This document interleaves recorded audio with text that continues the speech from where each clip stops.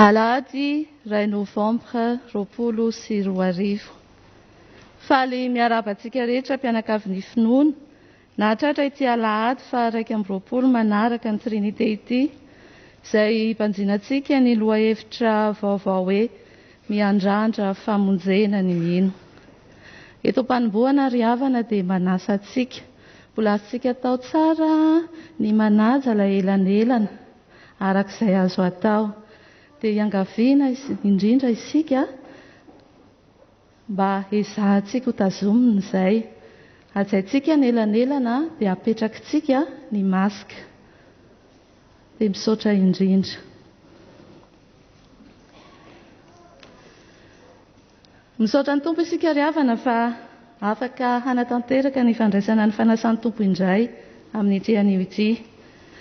Hanatanteraka rakitra manodidina ihany koa isika. Hoenti-manana amin'ny fifandraisan-tanana amin'ny ray aman-dreny mpitandrina Randrena Soalahy mianakavy. Ary raha ao anatin'ny fitsia dia alahady fanateram-bokatry ny VFLA androany isan-taona entintsika hitondranam-bavaka azy ireo izany sy ny asany. Ny mpitandrina Razaka Manatsoa Narinjaka, mpitandrina mizatra raha eto amintsika no hitondra ny afatry ny tompo antsika androany. Ny dekona sy ny loholona sokajy mino no miara-miasa amin'ny fandavirariana izao fotoana izao.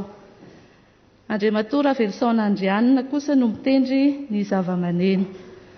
Omanintsika ny fanekempinoana apôstôlika ho fanambaram-pinoana ary ny liturjia amin'ny endriny faharoa no arahantsika androany. Ry havana, ho aminao anie ny fahasoavana sy ny fiadanana avy amin'ilay ankehitriny sy taloha ary ho avy. Hideran'ny tompo isika amin'ny fiarahana mamaky eo am-pitsanganana ny salamo 7:20. Salamo 7:20 andininy 120 ka hatramin'ny 120 sy ny firana ny hira 7:700 ny andininy 1, 2 ary 5. Manasanao ry havana hideran'ny tompo eo am-pitsanganana.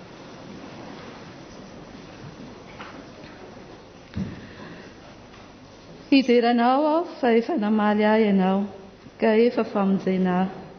Ny vato izay nilavo ny mpanao trano no efa tonga fehizoro indrindra. Avy tamin'i Jehovah izany ka mahagaga eo masontsika.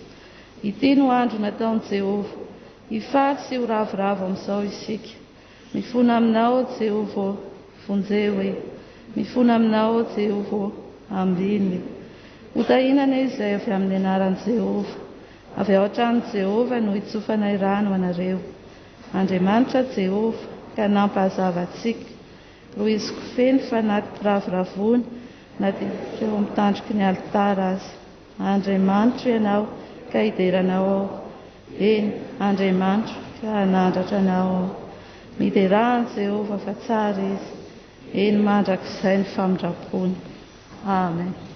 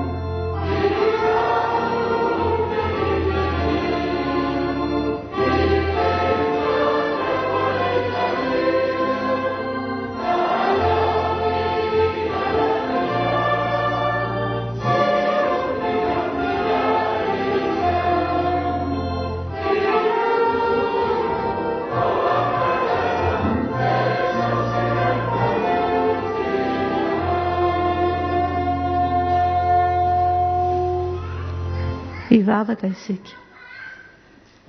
Araka izany hira izay sandratra izany ry Tompo, dia midera sy manandratra anao izahay fa mpamonjy anay ianao.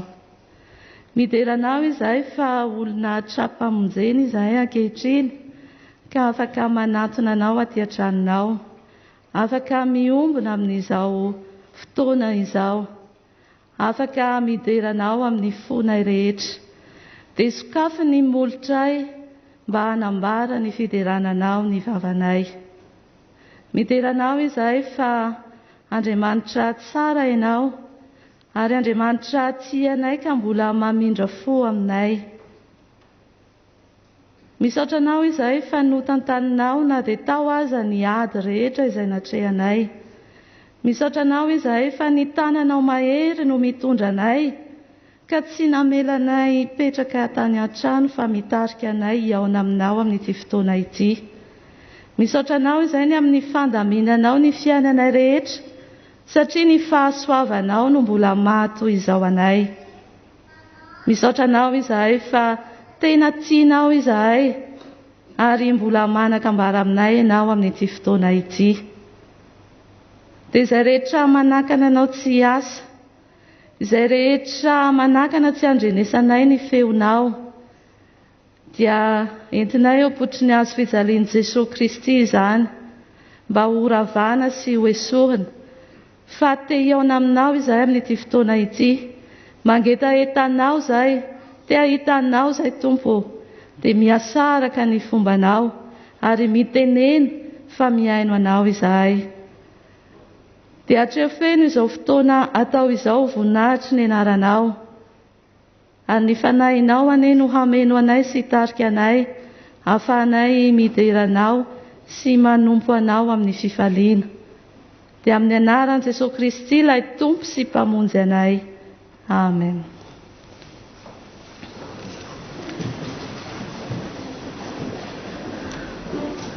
Tonga eo amin'ny fotoana fankalazana ny tenin'Andriamanitra isika. Eo am-pipetrahana ihany no anaovantsika ny hira 500 ny andiny voalohany sy faefatra, dia hitarika antsika ny tompony anjara amin'ny vavaka sy famakiana ny soratra masina.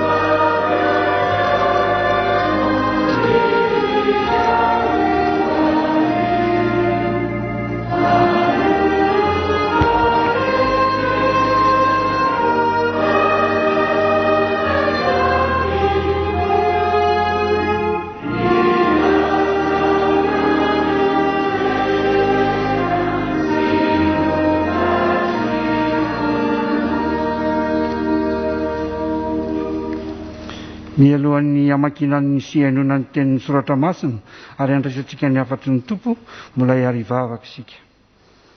Ry Andriamanitra rainay io, rainay avy amin'i Jesosy Kristy, misaotra sy midera ary manome voninahitra anao izahay. Raha mbola nomenao izao fotoana izao amakina sihainonay ny teninao masina, ary andraisanay koa ny afatra avy aminao. Misaotra anao izahay Tompo ny amin'ny zavatra rehetra, mankarika ny fanahy masinao mba hirotsaka aminay tsirairay avy, ka hiasa mahery aty anatinay ny teny izay hovakiana sy ny afatra izay hoentin'ny mpanomponao. engany ny teninao Jesosy tsy hiverina foanany aminao raha tsy efa nahatateraka ny asa izay nampanaovinao. Manantena koa izahay mba ho fanily ny tongotray sy fanazavana ny lalanay ny teninao. Amin'ny anaranao Jesosy nanaovanay izany vavaka izany. Amen. Ny teny masina tsika ao amin'ny testamenta taloha ao amin'ny Genesisy toko 2:30 andininy 4 ka hatramin'ny 17. Genesisy toko 2:30 andininy 4 ka hatramin'ny 17. Rehefa hita dia vakina amin'ny anaran'i Jesosy. Ary nandefa iraka Jakoba ieloha azy ho any amin'ny Esau ralahiny ho any Sera tanin'ny Edoma.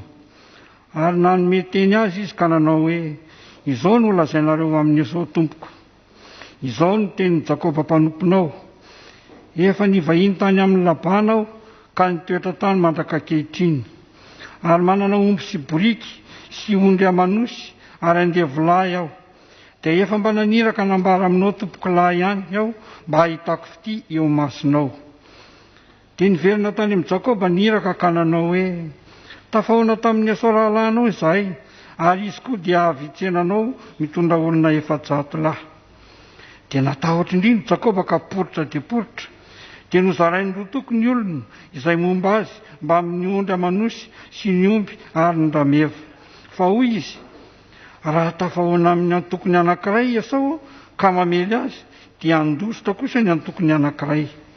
Ary hoy Jakoba, Andriamanitra Abrahama raiko, sady Andriamanitra Isaka raiko, dia Jehovah izay efa nanao tamiko hoe modiany amin'ny taninao sy any amin'ny havanao dia anosoa aminao aho.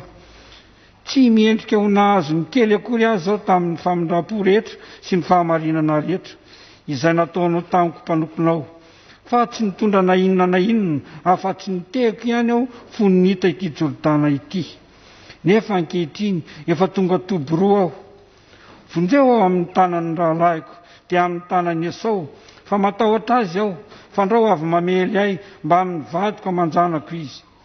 Fa ianao efa nanao hoe hanisoanao tokoa aho, ka ataoko maro ny taranako ao ho tahaka ny fasika any an-dranomasina izay tsy azo isaina noho ny amarony.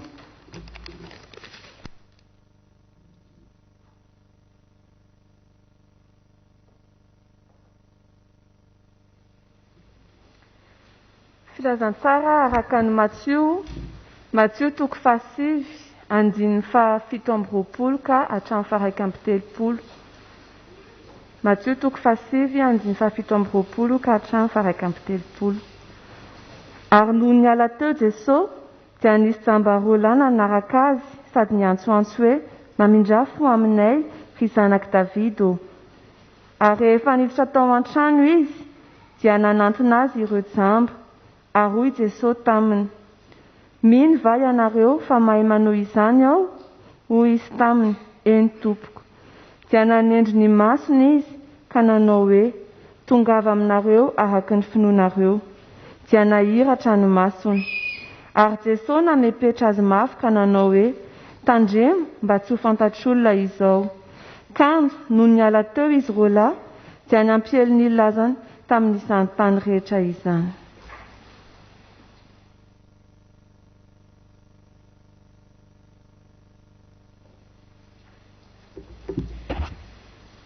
Faranantsika mivaky teny amin'ny asan'ny apôstôly toko 19 andininy raisiny amin'ny andininy 9 dia atsahatra amin'ny andininy 10. Ary rehefa norarany fanamasina tsy hitory ny teny tany azy izy dia nandeha namaky ny tany Frigia sy Galatia ka efa tonga tany amin'ny sisin'ny Misia. Dia nitady akany Bitinia izy fa tsy navela amin'ny fanahin'i Jesosy. Ary rehefa nandalo amin'ny Misia izy dia nidina tany Troasy. Ary noho ny alina dia nisy fahitana niseho tamin'ny Paoly, koa indro nisy lehilahy Makedoniana nitsangana teo ka nangataka azy hoe mitahy makaty Makedonia ka vonjeo izahay. Ary noho nahita amin'ny fahitana izy dia nitady andeha niaraka tamin'izay akany Makedonia izahay, satria nataonay fa Andriamanitra nefa niantso anay hitony filazantsara amin'ny olona any. Ray masina manamasinana amin'ny fahamarinana teninao ny fahamarinana. Amen.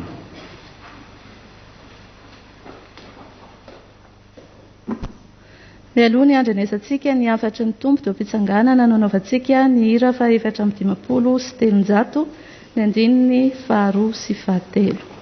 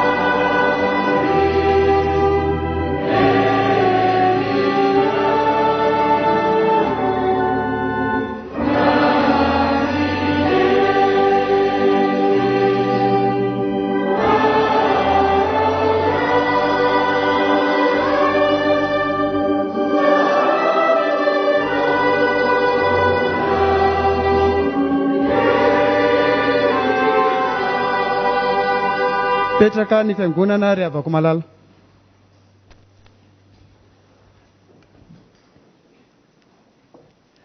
Ho amin'ny fanainareo ny ry havako ny fahasoavan'i Jesosy Kristy tompontsika. Amen. Sotra ny tompontsika ry havako malala fa afaka namakivaky ny loha hevitra izay lasa tamin'ny oktobra iny dia ny hoe ny mino miroso amin'ny finoana masina. Fa ankehitriny indray tsika manomboka amin'ity volana novembre ity ry havako dia loha hevitra vaovao dia ny hoe ny mino miandrandra famonjena.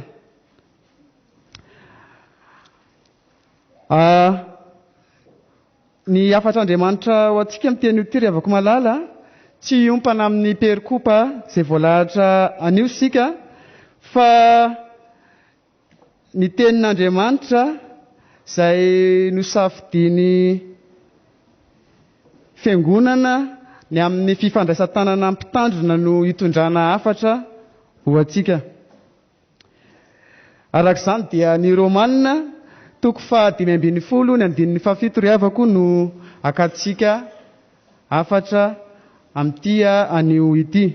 Koa dia ny tem-piandohana aoka anokatra ny soratra masina isika azotsika misitraka sy miaina ny tenin'Andriamanitra.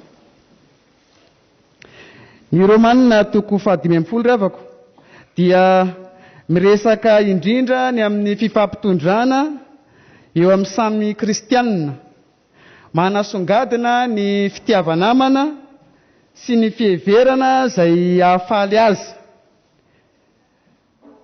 Ny zava-nisy tao Roma nefa rehefa malala dia ny fanohitra tamin'izany izay tena nandratsendrika ny fiangonana, satria nanjaka ny tsy fitovikevitra teo amin'ireo jiosy kristianina sy jentilisa kristianina. Ho fananarana azy ireo eo anatrehan'izay zavatra izay rehefa malala dia nanoratra izao taratasy izao Paoly apôstôly any Korinto izy nanoratra izao ho an'ny kristianina na ho an'ny fiangonana tao Roma. Dia ny hoe koa mifandraisa ianareo tahaka ny nandraisan'i Kristy ianareo. Ampatsahivon'ny Paoly apôstôly rehefa malala ao anatin'io taratasy soratany io ny amin'ny fanasongadinana ny fitiavan'i Jesosy Kristy izay tokony hiraisan'ireo izay hiraisan'ny kristianina ary hiraisan'ireo fiangonana ao Roma, ka tsy ananan'izy ireo fisaratsarankevitra fa iombona mandrakariva amin'ny fanompoana an'Andriamanitra. Satria rehefa malala matoa babony filazantsara izay nentiny ireto jiosy kristianina ireto avy any Jerosalema ny fiangonana tao Roma, dia no izy ireo, no ireo kristianina ireo miandrandra ny famonjen'Andriamanitra. Noho izany revako, ry mino miandrandra famonjen'Andriamanitra. Ry mino miandrandra famonjen'Andriamanitra, afatra roa rehefa malala no atsika no raisintsika ao anatin'izany. Ry mino miandrandra famonjen'Andriamanitra, porofoy amin'ny asa ilay fifanekena. Porofoy amin'ny asa ilay fifanekena. Afatra voalohany izay dia ny afatra faharoa, ry mino miandrandra famonjen'Andriamanitra, andeha mivonona handray famonjena. Andeha mivonona handray famonjena. Ry mino miandrandra famonjen'Andriamanitra, porofoy amin'ny asa ilay fifanekena. Ny tapany voalohany amin'ny perikopa io dia milaza mahakasika an'izany. Koa mifandraisa ianareo. Raha amin'ny dika teny iombonana eto Madagasikara dia ambarany hoe mifandraisa tsara ianareo. Ny voambolana hoe mifandraisa rehefa malala dia mifanindran-dalana mandrakariva amin'ny voambolana mifanaiky. Izany hoe tsy afaka hiara-dalana izany ro raha tsy efa maninona, raha tsy efa nifanaiky. Nanaiky amin'ny teny fototra moa dia tena milaza mahakasika an'izany tsara. Dia ny hoe ny tanila ny ronany safidiny tao Roma ny filazantsara netin'ireto jiosy reto avy any Jerosalema. Nandray manokana ny filazantsara izay nitorian'ireto kristianina avy any Jerosalema reto ny fiangonana tao Roma. Liana, arak'izany dia liana tanteraka tamin'ny famonjen'Andriamanitra notoriany ireto mpanompon'Andriamanitra reto ny fiangonana tao Roma rehavako. Tetsekilany nefa rehavako malala manoloana ny arena ara-panahy avy tamin'ny jiosy izay nentiny ho an'ny Roma dia tsy nahatsiaro ireo olona nitondra izany ny fiangonana tao Roma, fa fanilikiliana sy fanavakavahana azy ireo no ny bantoerana. Tsy nampiseho ny porofitiavan'izy ireo tamin'ny alalan'ny fifandraisana na fifanekena ny aran'izy ireo tamin'ny jiosy kristianina ny fiangonana tao Roma. Kanefa revako mazava ny porofitiavana nasehon'ireto jiosy reto na nehoan'ny fanekeny tamin'ny fiangonana tao Roma dia ny fandaozan'izy ireo ny tanindrazany tena lavitra tokoa ny fahalaveran'i Jerosalema sy zany Roma zany. nandaony fiaviany ireto jiosy reto ry avako malala ka naleony ho an'ny Roma hizara ny famonjen'Andriamanitra amin'ireo jentilisa kristianiny reto ka dia nitondra arena ara-panahy ho an'ny fiangonana tao an-toerana ny kristianina avy any Jerosalema reto. Fa teo anatrehan'izany rehefa naneho ny profim-pitiavany reto jiosy reto ry avako dia tsy mba tahaka izany kosa ny asehon'ny fiangonana tao Roma arak'izay fa nambara teo aloha. Kanefa mazava tsara ny fampirisihany Paoly apôstôly raha nanoratra izao taratasy izao izy tany Korinto dia ampirisika azy ireo ahay andray tsara, ahay hitanila amin'ny ireto olon'Andriamanitra mitondra ny filazantsara ireto ny fiangonana ao Roma. Ambarana izany amin'ny 7:7 ry avako amin'ity toko 5:10 ty hoe izay mizara ny arena ara-panahy dia aoka ny fiangonana hanompo azy amin'ny arena ara-nofo. Ry fiangonana malala, ny filazantsara ny Toriteny ray aman-dreny mpitandrina izay olom-boafidin'Andriamanitra nandao nisy azy tena lavitra, mino fa tena lavitra misy an'ny pastera. Nafoiny ny fiaviny, nafoiny ny taliny eviny. Tonga izy nitondra ny vaovao mahafaly, nitondra ny filazantsara teto amin'ny fiangonana. Nizara ny arena ara-panahy ho amin'ny fiangonana. Nizara ny fahasoavan'Andriamanitra teto amin'ny fiangonana. Ka dia eo anatrehan'izany mazava ny baiko. Tena baiko endrika baiko ilay izy hoe mifandraisa ianareo. Koa mifandraisa. Tena baiko izany. Baiko antsika soratra masina ry avako malala fa manoloana ny arena ara-panahy. Nety ny mpanompon'Andriamanitra dia tao amin'Andriamanitra kosa tsika hamaly izany amin'ny arena ara-nofo amin'izay rehetra mety filana ara-nofo. Izany ny taon'ny Paoly apôstôly tamin'ny fiangonana Roma ny amin'ny tokony hamaliany fiangonana zava-tsoa ho an'ireo jiosy kristianina. Fa arena sarobidy tokoa miantoka amin'ny fiainana manontolo etỳ an-tany sy any an-danitra ny arena ara-panahy. Ry havako malala, fotoana izao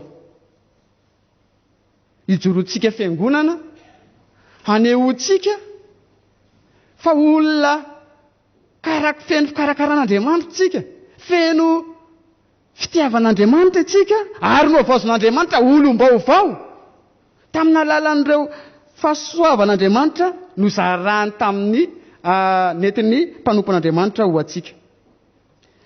Noho izany ry havako, mety hoe zary isika fiangonana ho valim-bavaky ny mpitandrina mianakavy.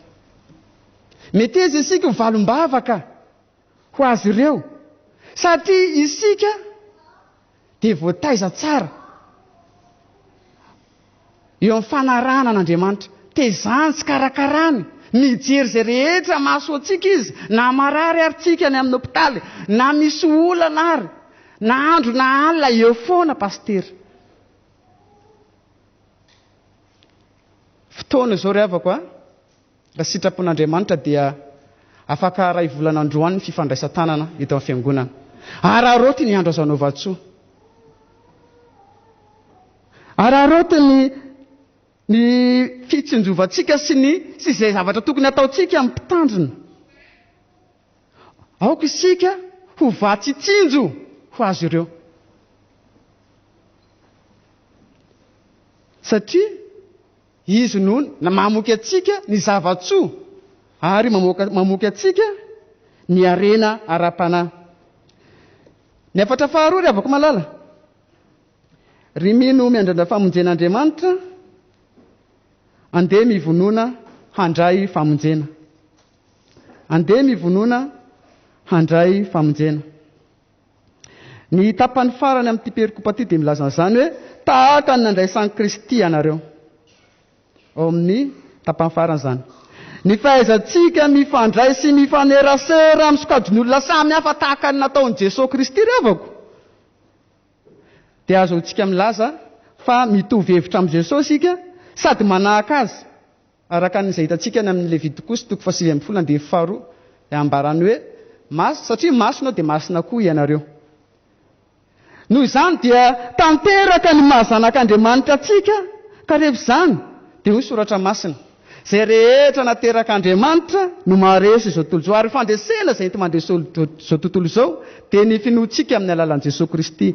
Jaona 2:5 ka hatramin'ny Jaona 2:5 nandininy 4 ravako dia milaza an'izany. Noho izany ravako malala, aoka ho mahatoky amin'ny fifandraisana isika. Fa ny fampiantranoana na fandraisan'ireo vahoaka tao Roma, ireto Jiosy Kristianina reto, dia nisy akony teo amin'ny fiainany Kristianina, jentilisa tao Roma izany. Resy lahatra babo filazantsara ny Kristianina tao Roma. Isika koa ankehitriny ravako, andeha hijoro fa isika dia lohany amin'izany fifandraisana, fa tsy isan'izay manavakavaka. Satria izany manko isan'ny votoatin'ny afatry apôstôly. Andeha ravako malala asehontsika fa ilay Jesosy Kristy tompo izay nozarainy ray aman-dreny mpitandrina ho atsika, nitezana ho atsika hatramin'izay dia porofontsika eny amin'ny fiarahamonina eny izany, asehontsika eny amin'ny fiarahamonina eny izany, ka ataontsika tena midona sy mipaka eny amin'ny fiarahamonina izany. Dia io hitan'izao tontolo izao fa momba antsika ny Andriamanitra. Matio 7:20 tapany farany. Ravako, fotoana izao iandanian'Andriamanitra aminao. Fotoana izao iandanian'Andriamanitra amintsika. Anehoan'Andriamanitra ny voninay eo amin'ny fiainantsika. Hamokisan'Andriamanitra zava-tsy ho an'olona. Ka na eo aza ny fiantraikany na ny voka-dratsy sy ny valanaretina izay tena nampivarahontsana izao tontolo izao dia tsarovy fa ataon'Andriamanitra miavaka kosa ianao. Satria ny hevitra ny madiniky ny tompo, satria nanao asa tsara. Ravako malala, izany ny hoe mivonina handray famonjena ao amin'ny tompo isika. Ka rehefa mivonina handray famonjena ao amin'ny tompo isika dia mazava arak'izany fa maneho asa tsara, mifandray amin'ny rehetra ary mijoro vavolombelon'i Jesosy Kristy, tsy mitaraina tanamiepaka. Androany ihany koa moa dia voka-dehibe eto amin'ny fiangonana ho an'ny VFLA. Izany VFLA izany dia tena fantatra hoe amin'ny fanaovana asa tsara. Hoe inona no nataonareo mihoatra ny nataon'ny sasany. Noho izany ravako, mazava ny afatra ho antsika. Porofoy amin'ny asa ilay fifanekena, nanao fifanekena tsika matoa nandray sy nampiatrano ny ray aman-dreny mpitandrina. Ary nisy fitiavana tao. Andeha porofontsika amin'ny alalan'ny asa izany, fa tsy amin'ny alalan'ny teny ihany. Andeha sehontsika fa voakarakara tsara ny mpanompon'Andriamanitra izay ny safidy ho eto amintsika. Meteza ary isika ravako ho vatsitsinjo ho an'ny mpitandrina mianakavy ka hikatsaka izay mahasoa azy sy izay mahafalifaly azy, fa tsy hanao izay ampisento azy. Satria ravako, ny fijorontsika vavolombelona amin'ny alalan'ny asa ataontsika dia maneho fa nahazo tosika fameno ara-panavy amin'ny ray aman-dreny mpitandrina isika. Nozarainy maimaim-poana amin'ny famonjen'Andriamanitra sy ny hotanan'izy ireo izany. Fa tena tohany any ara-panahy voataiza voakolokolotsika. Ry havako, fotoana izao aza sitsika fiantraikany hoe ka misy an'le coronavirus nge dia ohatrohatr'izao zavatra misy fiangonana e. Fa andeha tena tsy ataontsika ho atsaitsika izany hoe vokatry ny valanaretina izany, fa tena hijoro vavolombelona isika, fa olona mitahian'Andriamanitra, jeren'Andriamanitra ary miandany amintsika ny tompontsika. Noho izany, mazava ny afatra ry havako. Ry mino miandrandra famonjen'Andriamanitra, inona ilay afatra voalohany ry havako? porofoy amin'ny asa ilay fifanekena. Andeha mivonoana ndra inona? Famonjena. Ho an'Andriamanitra rery ny voninahitra, fa tsika kosa izany tenin'Andriamanitra izany.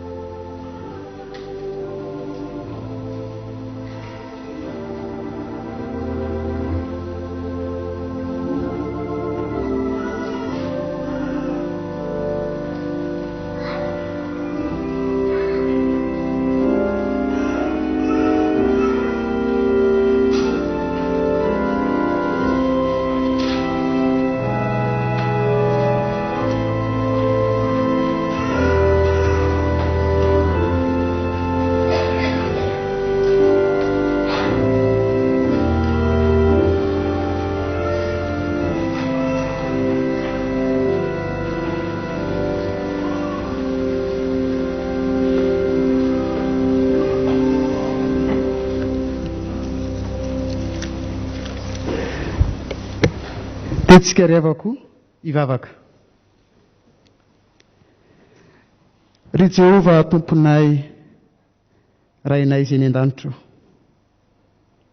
Misaotra anao izahay fa Andriamanitra tianay tokoa ianao.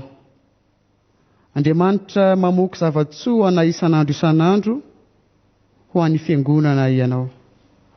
Tao anatin'ny afatra ao Andriamanitra dia mazava ny teninao sy ny afatrao aminay. Fa ny mino miandrandra famonjena Andriamanitra, asehoy porofoy amin'ny asa ilay fifanekena. Ny mino miandrandra famonjena Andriamanitra, andeha mivonona handray famonjena. Andriamanitra, eo anatrihan'ny teninao izahay dia mahatsiaro menatra indrindra. Fantatray loatra mantsy Tompo, fa raha ny resaka na ny teny tena be aty aminay fa tsy mahay mampiatra amin'ny alalan'ny asa ao anatin'ny teninao izahay. Ny fampanantenana, tsara an'asa, izany ny zava-misy eo aminay. Fa manomboka izao izay Andriamanitra, dia tehirizo atoky ianao tokoa ka aneo ny asa amin'ny alalan'ny fifanekena na fifandraisanay indrindra ho amin'izao fifandraisan-tanana amin'ny mpitandrina mianakavy ho avy izao. Misaotra anao ihany koa Tompo fa ao anatin'ny fanaovanay asa tsara, ao anatin'ny fijoroanay vavolombelona ho Andriamanitra amin'ny alalan'ny fijerena sy fiheverana izay mahasoa ny mpanomponao, dia mivonona izahay handray famonjena. Tsy sitraka ao mantsy Tompo, ny ananany mino, fahoriana, olana, aretina. Fa ny sitraka ao Andriamanitra aminay dia mba hiadananay, andehananay amin'ny fahasoavanao, satria ny teninao dia milaza aminay fa ataoko miavaka manompo ahy sy ny tsy manompo ahy. Ndreto ny kristian'Andriamanitra, ataovy miariary aminay tokoa izany teninao izany, fa manomboka izao dia ho vavolombelon'ny teninao izay, satria miandrandra famonjena aminao Andriamanitra. Andriamanitra, ankehitriny dia mitondra mambavaka izahay ho an'ny fiainan'ny ray aman-dreny mpitandrina mianakavy. Hitanao ny asa fikelezanaina ataon'izy ireo. Hitanao ny fiheverana, ny fampandrosoana amin'ny fiangonana eto amin'ity fiangonana misy anay ity. Hitanao Andriamanitra ny fampandrosoana, ny fiheverana fampandrosoana ny asanao Andriamanitra amin'ny sehatra rehetra eto amin'ity fiangonana ity, tanterahan'ny mpitandrina. Andriamanitra, ampaherezo mandrakariva ny mpitandrina mianakavy. Aza velanao isento amin'ny fanaovana ny asanao, fameo fifaliana, omeo hery, ary indrindra Andriamanitra, aoka ianao ombazy, aoka ianao Andriamanitra hiay ny mpanomponao. Andriamanitra manoloana ny fifandraisan-tanana izay tanteran'ny fiangonana amin'ny 9 Desambra ho avy izao, dia tsy fantatray Tompo izay mety ho fahavononana ny zavatra ilana rehetra. Fa ny zavatra fantatray ankehitriny dia Andriamanitra miandany aminay ianao, miandany amin'ny mpitandro ianao, miandany amin'ny fiangonana ianao, ka maneho ny voninahitrao sy ny fiasanao izay tsy takatry ny sainay akory aza. Andriamanitra ampaherezo ireo komity mikarakara ny fifandraisan-tanana amin'ny mpitandrina, toa ny hery mandrakariva ahavita asa tsara sy ny fijoroana vavolombelonao Andriamanitra. Tondram-bavaka izay Jesosy ho an'ny sampana vehefela eto amin'ity fiangonana misy anay ity. Hitanao ny asa izay miandry ny sampana, indrindra fa ny fiheverana, ny fanaovana ny asa tsara, ny asa fiantrana ho an'ireo malahelo. Ampaherezo ny sampana, miohery mety toko mandrakariva raiko anao Andriamanitra hiara-dalana, indrindra fa ny baron sampana ao anatin'izany vehefela zany, mba hevitra mandrakariva ny fampandrosoana ny asanao Andriamanitra. Andriamanitra mitondram-bavaka izahay ho an'ny fiainan'ireto fiangonana manondrika ny lohany eto anatrihanao ireto. Misy ny mana-manjo, misy ny manana aretina, misy ny manana olana. Jesosy, fantatray fa ao aminao no misy ny vahaolana rehetra, ao aminao misy fanasitranana rehetra, ko miasany fomba mahagaga ianao. Jereo, ataovy indray mijery Tompo ny fiainan'ny kristianina tsirairay avy. Ampifalio izay rehetra malahelo, atanjao izay rehetra ketraka sy kivy amin'izao fiainan'izao. Omeo toky Tompo izay rehetra diso fanantenana, ary ampandrosoa ny fiainany tsirairay avy. Aseho miharihary Tompo fa ny olonao dia nao Andriamanitra ny mikarakara sy mijery, mitantana ary manokatra lalana sy fiainam-baovao ho an'ny olonao tsirairay avy. Misy ny tsy salamany amin'ny hopitaly, any atokantrano, misy ny miady farany amin'ny fahafatesana, kanefa fantatray fa Andriamanitra mpanasitrany ianao, ampitsangana azy ireny ambony fandriana, ka ny voninahitrao. Andriamanitra mitondram-bavaka izahay ho an'ny fiainan'ny fiangonan'i Jesosy Kristy eto Madagasikara. Taio ny filohan'ny FJKM, ny birao-mpiandraikitra foibe, ary indrindra taio Andriamanitra ho tanteraka soamatsara ny fivorian'ny mpiandraikitra foibe tanterahana amin'ity volana novembre ity, mba hevitra asa tsara ho anao mandrakarivane ireo tompona andraikitra rehetra isan'ambaratongany avy. Jereo ny isaky ny sondamparitany, ny isam-pitandremana, mba tena hamonto tokoa ny filazantsara anao Jesosy Kristy. Andriamanitra mitondram-bavaka izay ho an'ny firenenay, mamindrafo amin'ireo mpitondra anay, mpandehanao amin'ny fahamarina sy amin'ny fahitsiana izy ireo. Jereo ny taninay, hitanao ny fisiany valanaretina eto amin'ity nosinay ity, mahatoky manana anao izay fanasitrana ny malagasy rehetra izay ao anatin'ny tsy fahasalamana ao anatin'izany Covid-19 izany. Andriamanitra angataka aminao izay, ny hijerenao ireo malagasy sahirana, indrindra fa any amin'ny faritra atsimo Madagasikara iny.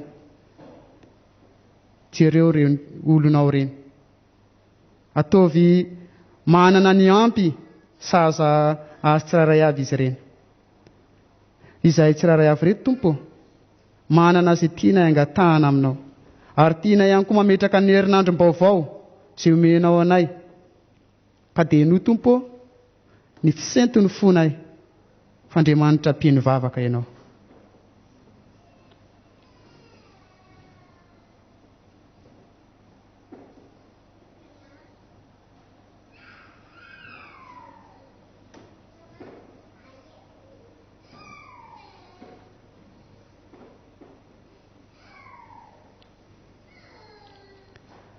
Sotra tompo, fahazona iantoka amin'ny valim-bavaka omenao ny fiangonana.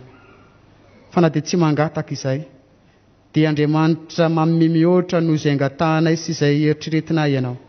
Fa ny vavaka dia ampiamboniny amin'ilay vavaka nampianarin'i Jesosy manao hoe: rainay izay ny an-danitra, ho masinana ny anaranao, ny tonga ny fanjakanao, atao ane ny sitraponao, ity tany tahaka ny an-danitra. Mehoanay ny anina sahaza ho anay, ary mamelany elokay tahaka ny namelana izay meloka taminay. Aza mitondra anay amin'ny fakapana, anafahanay amin'ny ratsy, anao ny fanjakana sy ny hery, ary voninahitra mandrakizay. Amen.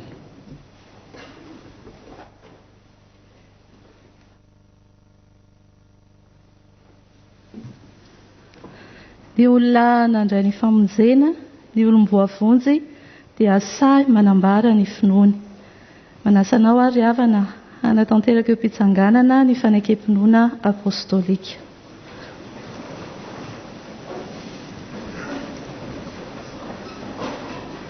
Mino an'Andriamanitra Kristy, nandraisan'i tahaka, mifandraisa Kristy. Niteraka ny Kristy, nitsarana ny fotokana, nitnaka ny sena, nitnaka ny fenasita, nitsanaka marika ny fahateza, niakatra ho mandatra, petraka famonjena Kristy, fenitsara vela sy maty.